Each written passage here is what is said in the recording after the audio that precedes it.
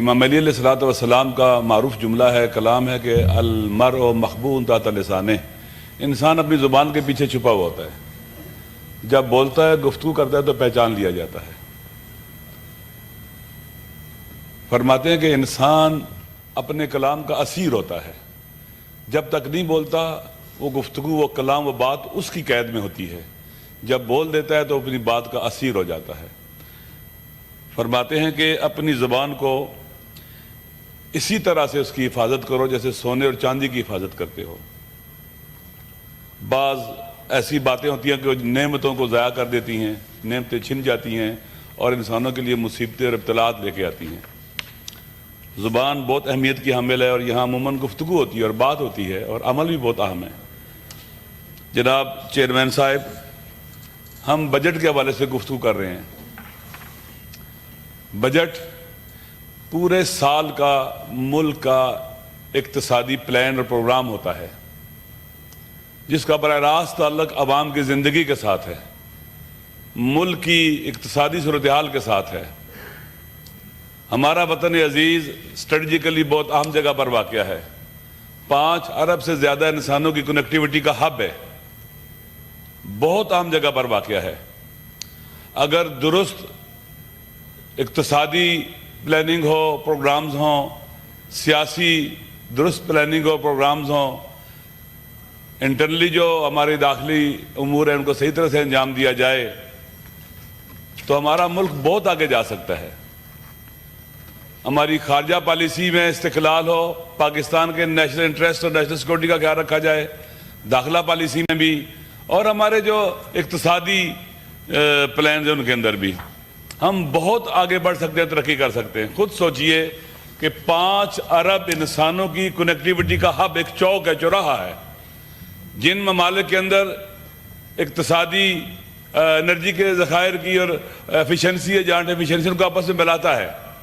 اس کے دیکھیں دنیا کتنی عظیم آبادی اس کے اطراف میں ہے، لیکن افسوس کے ساتھ کہنا پڑتا ہے کہ ہمارا ملک پتہ نہیں کیوں ہماری توجہ نہیں ہے، دن بدن حکمرانی کے حوالے سے، گڈ گورننس کے حوالے سے بھی ڈکلائن کا شکار ہوا ہے۔ نتیجتاً مختلف اس ملک کے اندر انحطاط آئے ہیں، اور کیا اسے کہتے ہیں کہ ڈکلائن آیا ہے۔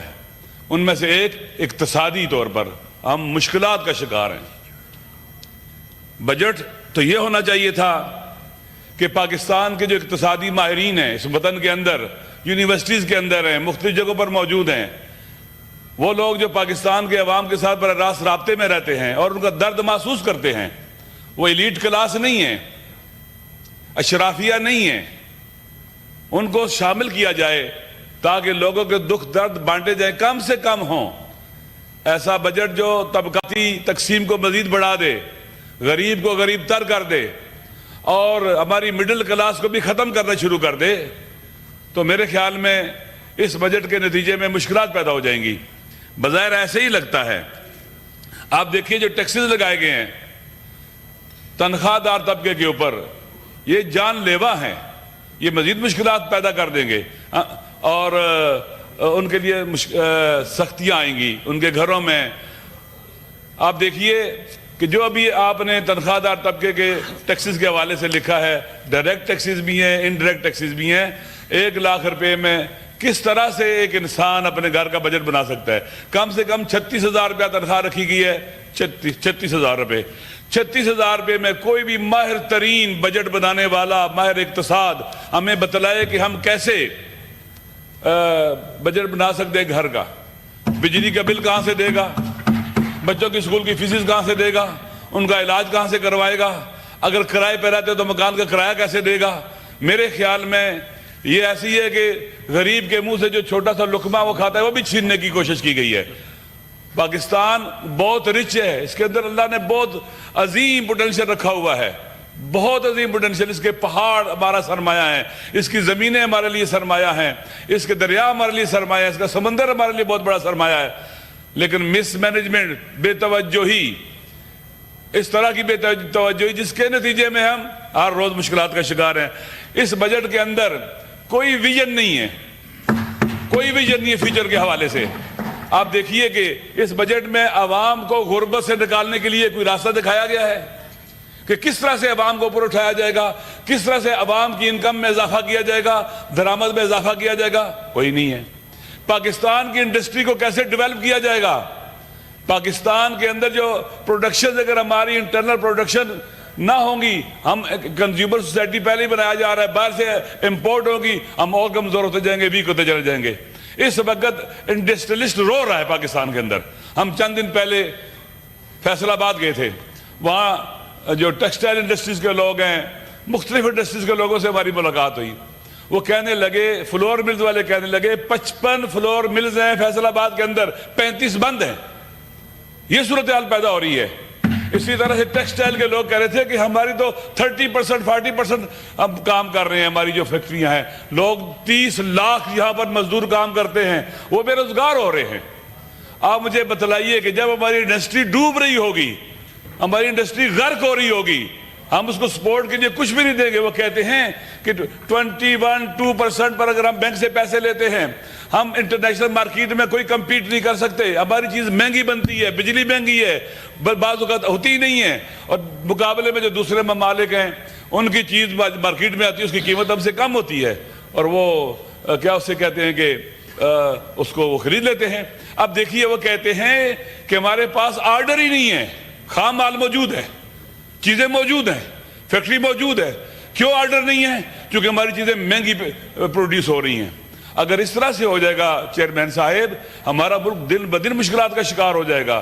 ہم مہنگائی کی طرف چلے جائیں گے, سختیوں کی طرف جائیں گے, عوام چکی میں پستے چلے جائیں گے. اور جب مہنگائی بڑھتی ہے, کوئی مناسب رائے حل نہیں دیا جاتا حکومت کی طرف سے, حکمرانوں کی طرف سے, لوگوں کو اپنی انکم بڑھانے کا تاکہ اپنی ضروریات پوری کر سکے, کرپشن پھیلتی ہے, فساد پھیلتا ہے, رشوت پھیلتی ہے, اخلاقی بدحالی پیدا ہوتی ہے, فساد پیدا ہوتا ہے. اس بجٹ کے اندر جن لوگوں نے اس ملک کی اقتصاد کو لوٹا ہے, وسائل کو لوٹا, یہ عوام کے وسائل تھے, یہ کسی کے ذاتی وسائل نہیں تھے. جنہوں نے لوٹا ہے واپس لینے کا کوئی نہیں کہا گیا. اس میں کیسے لیں گے واپس ان سے؟ کرپشن کو روکنے کے لیے کیا کیا جائے گا؟ اس سے پہلے جو کرپشن ہوئی ہے, کیا جو کسی نے لوٹا ہے مال اس کا مالک بن گیا ہے, وہ اس کی ملکیت بن گیا ہے؟ نہیں, وہ غصب کا مال ہے, غیر قانونی ہے, اللیگل ہے. لہذا وہ مال واپس ہونا چاہیے, کرپشن کا راستہ روکنا چاہیے. اگر ہم لوٹا ہوا مال واپس نہیں لیں گے تو اور جرت پیدا ہوگی, اور وہ دلیر ہو جائیں گے اور لوٹنے کے لیے. دیکھیں, امام علی علیہ السلام فرماتے ہیں مالک اشتر کو, جب اس کو حکمران بنایا مصر کا, کہتے ہیں دیکھیں اگر آپ سے عوام ناراض ہوں اور خواص اور ایلیٹ کلاس راضی ہو, یہ درست نہیں ہے. ان کی رضایت کبھی بھی عوام کی ناراضگی کی جگہ نہیں لے سکتی.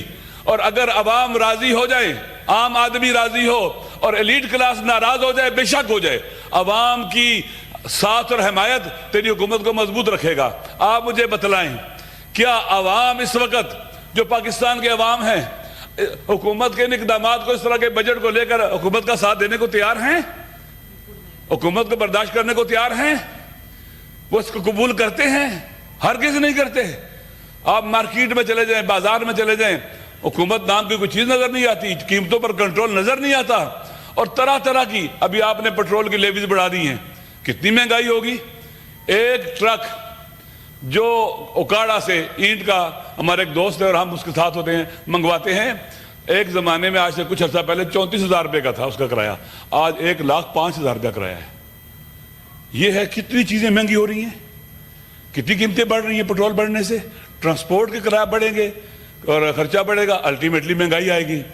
تو یہ جو بجٹ ہم نے پیش کیا ہے, اس میں غریب کو, جو پاکستان کی اکثریت ہے, انہیں ان کا حق پامال کیا گیا ہے. وہ کہاں سے علاج کرائیں گے, وہ اپنے بچوں کی شادیاں کیسے کریں گے, وہ اپنی بیٹیوں کو کیسے اپنے شادی کر کے اپنے کیا کہتے ہیں کہ گھر میں منتقل کریں گے.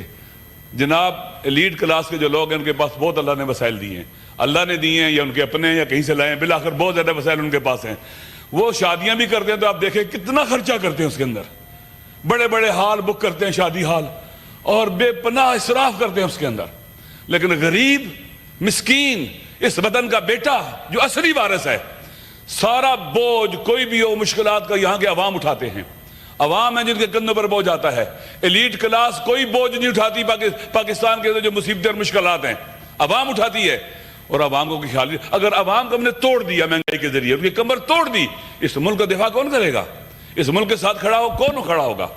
اگر ہم ان کو اس طرح سے چھوڑ دیں گے، ان کے ساتھ تعلق نہیں رکھیں گے اور ہر بجٹ میں ان کے اوپر ایک کاری وار لگائیں گے، کاری ضرب لگائیں گے، اکنامیکل وار، معیشتی وار، وہ عوام ساتھ نہیں دیں گے.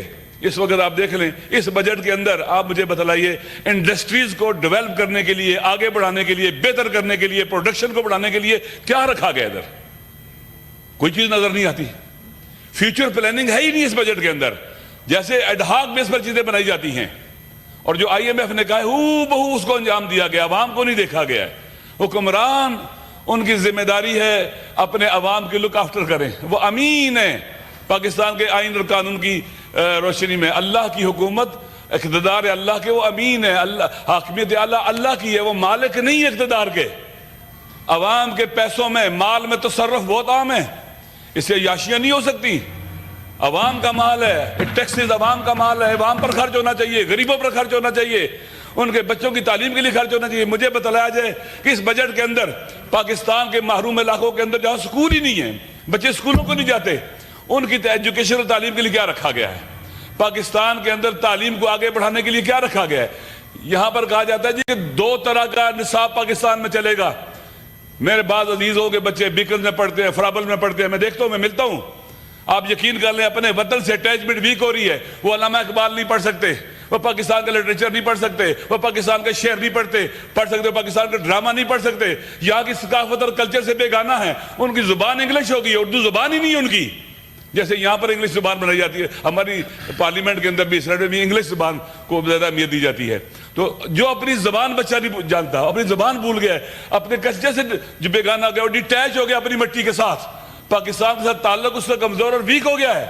ہمیں ایسا تعلیمی نظام چاہیے جو ہماری نسلوں کو پاکستان کے ساتھ جوڑ کے رکھے، اپنی مٹی کے ساتھ جوڑ کے رکھے، ان کے اندر اخلاقیات، انسانی اخلاقیات، جرأت، شجاعت اور بہادری کو پیدا کرے. لالچی نہ بنائے انہیں، اپنے وطن کی محبت سکھائے. آپ دیکھ لیں بچے پڑھتے، آپ نے کیا کیا؟ میں نے اے لیول کے آگے میں باہر جا رہا ہوں پڑھنے کے لیے. وطن کے اندر ہمارے تعلیمی ادارے اتنے کمزور کیوں ہیں؟